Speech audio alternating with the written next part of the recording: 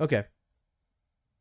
So yeah, it just what I was saying before is just that it feels like Nintendo sees the rake in front of them and they just literally just step on it and let them smack them in the face, and Yeah. it's so avoidable, it's so easily avoidable. I just, the only reason I can think is because they're a smaller company than a lot of these companies we're comparing them to, Microsoft, Sony, especially Apple. Yeah. Yeah. um, and so the margins are thinner, and they make all their money off of these reselling of games, and they make them off of this selling of hardware, and Hmm. those businesses are ultra important, whereas companies like Sony, Microsoft, and Apple especially, all these three companies in this modern economy have moved to more of a service-based economy, and Nintendo never really made that move. They only just recently went into the online space, and they people were complaining about, like, what am I getting for a pretty expensively priced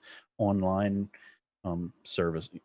I'm speaking, like I said, I'm speaking No, as an yeah, outsider, but you're just the spot news on. that I see, it seems like Nintendo has had a trouble moving into the services business, which is, like, I think, becoming the bread and butter for companies like Google, like Apple, especially. It's incredible. Apple for the longest time struggled with service revenue, and it has become a large percentage of their income, and Hmm.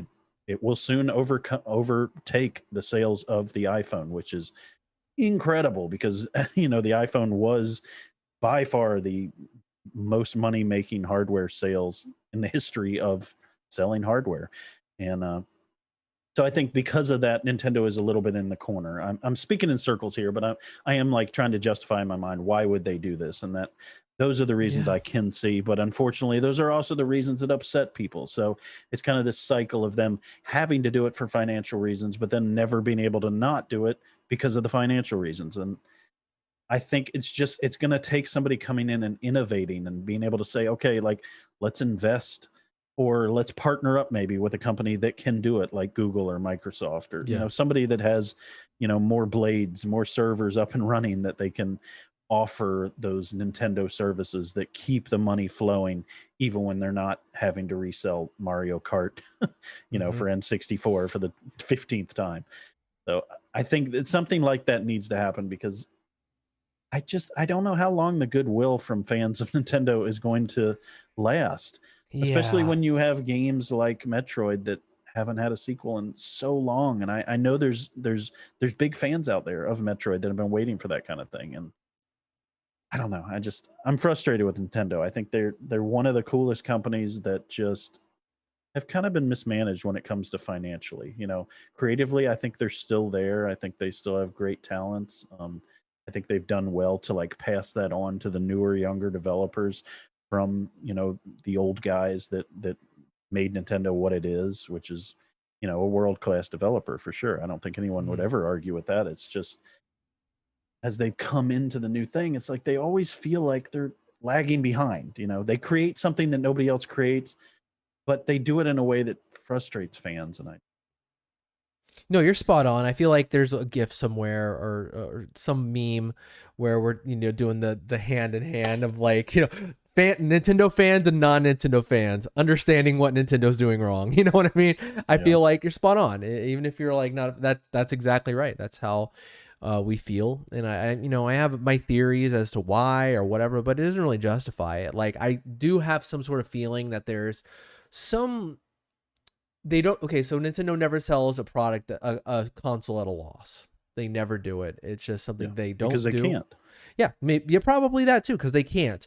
And at the same time, they have never sold a console for like over the $300 area. They've never went to like the 400s or anything like that. They never have. Yeah, But that being said, and I'm not saying like there's but they've held something. their consoles back performance-wise because of that. Yeah. And I'm not They've had to. saying there's some like virtue there where they're like, we can't take advantage of our fans, because they do it all the time. Yeah. They, obviously selling games that for full price, that are games that are, 20 years old, they do it all the time. Okay, this is a really bad example of this. Next week is going to be their release of Zelda Skyward Sword HD. And so I'm looking forward to it. I will purchase the game, but what I will not purchase is the Zelda and Loftwing Amiibo. So they do this all the time. They release Yeah. Amiibos. I have a ton of Amiibos. I like Amiibos. I'm cool with Amiibos. Amiibos are fun. I think they're one that, that sometimes they have a function, but almost all the time they're a fun little figurine. They're cool. I like them. Not in this case. With Skyward Sword, they are releasing the Loftwing Amiibo with Zelda, and what it does is their most expensive Amiibo that I can think of. It's $30. Usually they're like Wow. 12, 13, half that price. Yeah. Less if they're on sale. But with this one comes with a very, very convenient quality of life improvement to this game.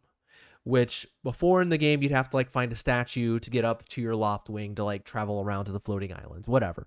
It's a feature that I'm not going to miss because I've never experienced it. It'll just be the game as I know it, but looking better with a few other quality of life improvements. But this one is a pretty big quality of life improvement. It's not like you get an extra sword, like something extra like that, or something cool that is cool, but it really doesn't change the game. That feels like something that changes the way you kind of enjoy the game a little bit. Yeah. And they're selling that on top of an already full price game.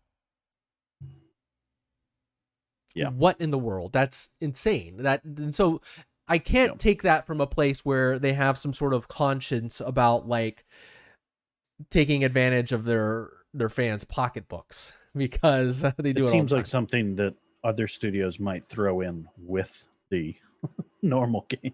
Absolutely. Like for the first, 10,000 people to pre-order or something, you get this or something. 100%, Luke. It's one of their, every now and then they'll just have one of these. They'll just do a Nintendo, which is like, we're going to have a mind-bending choice as to like why, and that will leave every fan being like, why? Like the one before that was the whole timed release with the Super Mario 3D All-Stars, and how it was like, you can get it from this time to this time, but if you don't get it between then, good luck. I think what I want to, I may be reiterating what I already said, but I think that a company like Google has a very interesting business model that a company like Nintendo doesn't have. So Google establishes their business right off search. Obviously, everybody knows, and the way they make all their money is they sell ads in their search, and they sell, space on Google, whatever. You get better rankings, you get your stuff displayed. So a lot of people do it because everybody's on Google. And so Google has that business, and that business has been rock solid now since 2003 or something like that. And that has made, more and more money over the years, and it's become this behemoth. And so because of that, Google has been able to do all this other crap. Yeah. But they've had that all along. And Nintendo has always been a developer of games. And so to make money, Nintendo has to do that. And unfortunately, they don't have that boring thing in the background like Google does, which just, we offer search, it keeps going, it keeps printing money. And so we're able to do Google Loon, which was the stupidest thing ever, where we shoot off balloons and we're supposed to have internet all over the world. Doesn't make any sense.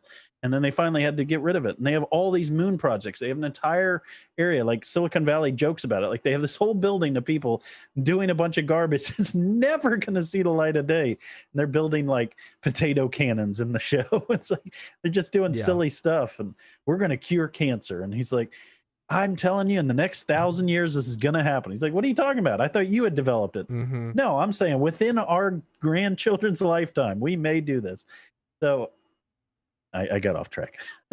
But my point is just that Nintendo needs to find that thing. And I think that thing can be cloud gaming. It can be like, some kind of cloud thing where it's like, look, you hook your Switch up online, you're able to communicate with other players, you're able to play online, you're able to play all these cloud games like Game Pass, all these nostalgic Super Nintendo, NES, and it's every single one of them for a monthly fee. And that would print the money for them to allow them to make as many Metroids a year as they want to make, as many, focus all that creative talent on just those things instead of doing these smaller things. You know, give the people the steak that they want. Yeah. That tasty, you know, like interesting game. And there's probably other, other stuff that they haven't even had time to do, like whole new characters or whole new franchises, intellectual properties that they haven't even gotten to explore. And I feel like out of one of the most creative studios in the world, there's got to be stuff that they haven't gotten to do because they've been limited by these things that have made these frustrating choices that you've had to face. And Yeah. I think there's a lot there that they need somebody in there to do the right financial thing for them. Say, okay, you guys are doing cool stuff, but you're not doing it in the right way, and you're bumbling the money part of it. Hmm. And I've said it enough. They're one of the only few companies still doing this sort of thing with some of their properties. I mean, like Disney even used to be like this a little bit. Remember the Disney Vault, where they'd Yeah, like release a movie and then it would just disappear from home video for a while. Hope you got yeah, it because it's back in the vault. Now they said, screw it. All right, we're giving you the keys to the vault and releasing it on to stream in the it seems clearest so of obvious clarity. now, doesn't it? It really does.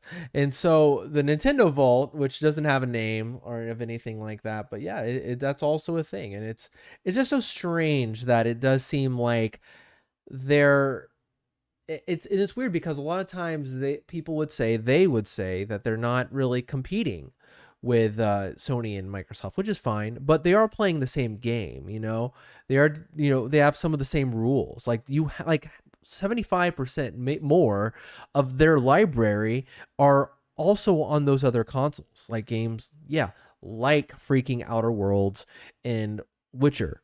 And for you to like be like, well, it's handheld, and it being like it's okay that it runs closer to standard definition than high definition, it's I That thing that you just said, and it's not your fault. It is exactly what they said. Frustrates me every time I hear it. yeah, Nintendo saying they do not compete with PlayStation and Sony.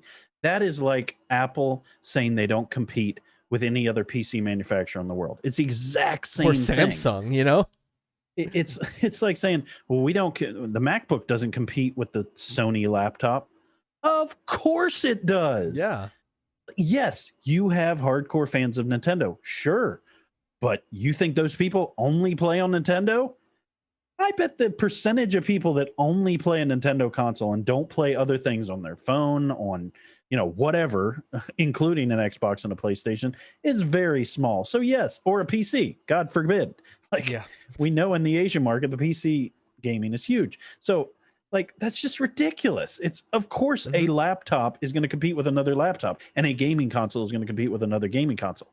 And I'm sorry, nowadays you're also competing with TV shows and movies because it's all entertainment, and it's all about, the mind share of people and what they're going to consume. So I'm sorry, Nintendo, that's just ridiculous. Like, It sounds you more need like to a be competitive excuse, on this level. It's like, it's like we can't compete, so we're going to say we don't compete. That's just ridiculous. I know what you're saying, but it's just not true.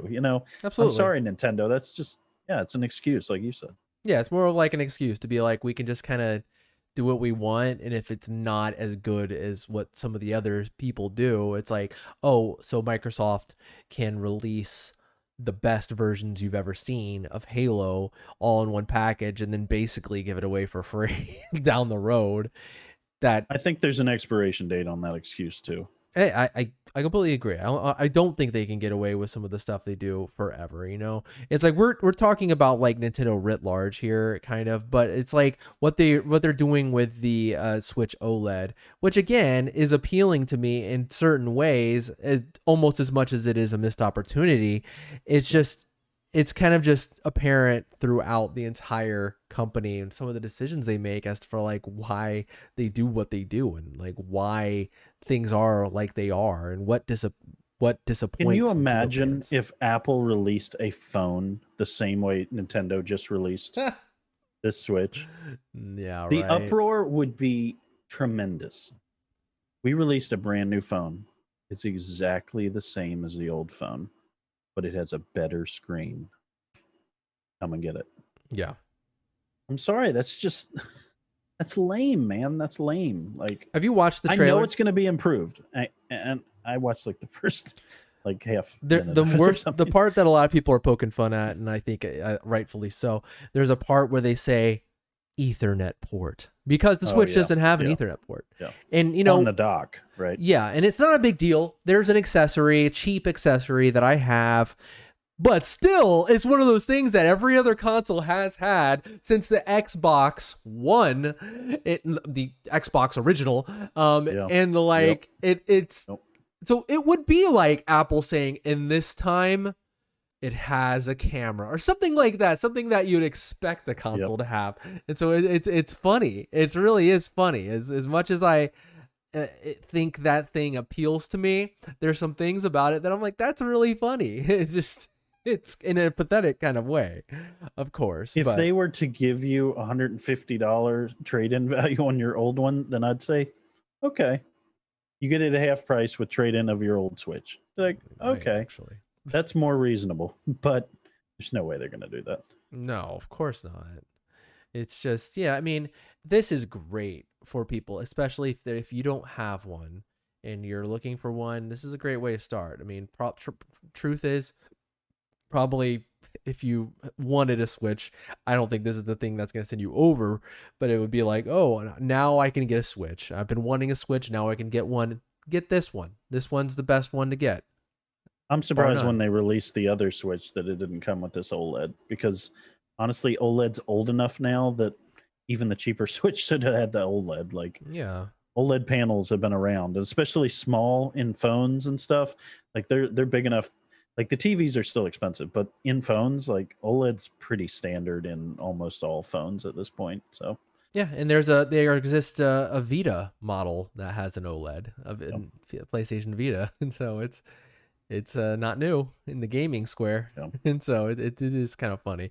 Looking forward to the OLED screen. It's like sometimes I feel it with the LED screen on the Switch now, where I'm just like, yeah, this does kind of feel washed out when I'm like looking at it, and so Yeah. like I feel like that will make a big difference playing handheld and a lot more of a crisp, brighter, colorful, more poppy experience. But that being said, here we are. Whole thing came off a lot more negative than I intended. But again, yeah, it's hard not to sometimes, I'm Kind of, just frustrated with this ended up being. I really thought I knew what they were going to announce, and this wasn't it. yeah, yeah. Honestly, yeah. I mean, it's weird. It's weird. They're I weird. just What is the, this? the amount of power in the iPhone 12 right now, the 12 Max, so far exceeds the Switch. It just frustrates me so much. Like we Yeah. can get, you know, 30-hour battery life on our phones on a screen that's not much smaller than that new 7-inch screen. Like Hmm. I think the iPhone 12 Max is like 6.5-inch screen. So Wow. it's like almost as big as that. And yeah, like the battery life's great. Like OLED to the max. I mean, it's got like the wide color gamut. I mean, it's got everything. And I don't expect Nintendo to do that. I think, man, they could do more. Yeah. It hurts sometimes. That's all you're saying. It hurts sometimes when you look at one and you see the other. You're like, ooh. I know what it could have been. The Switch could be a really amazing thing. I mean, you guys love it, and that's great. I know what it could be. Yeah. Not there. Nintendo is such a strange thing that I have no idea why sometimes I love Nintendo as much as I do. And I do. That's the thing. And, and no one can hate. You like the creative part. I love the And creative I part. I love understand the that. It's just games. mismanaged. And I do love the Switch. The funny thing Yeah. is sometimes I pick up a Switch and I'm just like, it's a different experience than every other console I have because literally I did it today. I just played some Pokemon Snap, picked it up, boom. It's Yeah. like the snappiest console ever, to where even like the ones with all these SSD, all this stuff, it's like, boom, you're in the game. Here we go. Let's go. I'm playing. I'm watching Amber do something. Well, it's And also a game that's 6 gigs versus that's like Modern exactly right. Warfare that's 181. It's like just because of what it is, it's like, It's like completely different. and how like streamlined it is. It feels great to play, and I'm a huge fan of the Switch. But again, as you said, it's like to look at a company constantly and just say if only over and over and over, if only if only they this, if only they that, which and I'm running out of those when it comes to the other companies. I'm running out because they're very good at giving their fans what they want for the most part. And so I don't know. We're kind of running around here, but yeah, we're definitely in agreement here.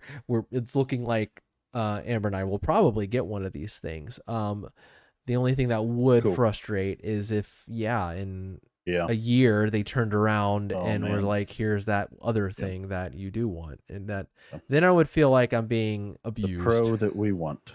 Oh my God. Here's the exact same thing you got, except it has the thing that you want Yep. as well. That whole resolution It's thing. 5 times as fast with 10 times the battery. Yeah. What they need to do at that point, I think they need to maybe release, because there's only so, they need to release like maybe something for the dock or something. That's always what I've thought. Like maybe instead of, I've always thought this, I don't know if it's just not feasible, but could you like release some sort of peripheral that you could like, they used to do this back in the day. It wasn't popular. Maybe that's why. I remember like the Sega CD and the 32X that basically morphs your, like it's a transformer or like a Megazord for your console, which like it's morphin time or whatever, and it's just like combines and makes it more powerful somehow. That's the thing is, it would just be too expensive. Nintendo would never do that because it would be too expensive, and they wouldn't want to charge that much. And spend $150 on this peripheral, super like powerful single handheld thing, and then it'd be tough. You really have to make like a full tablet, like the iPad Pro basically is what you would need to do that. And iPad Pro now is what, starting at $1,000. I was looking at them in Target. I was like, this is insane. I mean, I might be interested in an iPad Pro, but these prices, like if you fully outfit your iPad Pro, you're looking at like $2,800. Wow. Luke, hold on 1 second. I gotta show this off to you. Hold on 1 second. I'll be right back. Talk about something. So I'm gonna get it in quickly while Jordan is gone. But GTA 6, they've had a like teaser. There's rumors suggesting that it could be released in 2024 or 2025, and it looks like it's pretty well established that it will be in a Return to Vice City. And something that's interesting in this story is that it says that the map will be evolving like maps do on Fortnite, like I've talked about, they do on Warzone. And so that'll be interesting what that will look like in a GTA. I've been a big fan of what Warzone has done with their evolving map, and I think they did it the right way. Well, that didn't work out like I thought. I think some of I was just telling people about the GTA 6 rumors. And, 2025. I was talking about how the map will be evolving like Fortnite does and like Warzone does, and how I'm very interested in how that will look in the GTA map. Great idea, I think, though. Yeah, and we're returning to Vice City, so it'll be interesting what a South Florida landscape evolving could look like. I could see, hurricanes, tornadoes, floods, maybe even fires. We sometimes get those in Florida. Hurricanes. It's just, I think there's a lot of potential there. I think Fortnite did a cool thing. I don't like that game, but I think they did a cool thing with like, instead of just changing the map, they evolved the map. And, Galactus is here, all that stuff. Yeah. I think Warzone has done it, in the realistic graphic style in a way that it's kept my attention, given it a lot more replayability. And I think GTA 6, that could be very interesting. Yeah. I look forward to a nice, girthy rock star story in there, like they always like to do. They always have great writing. But then, that could be something I could come back to on the online side of things. Whereas I didn't come back to GTA 5 as much online, or even Red Dead. I didn't find them as interesting. So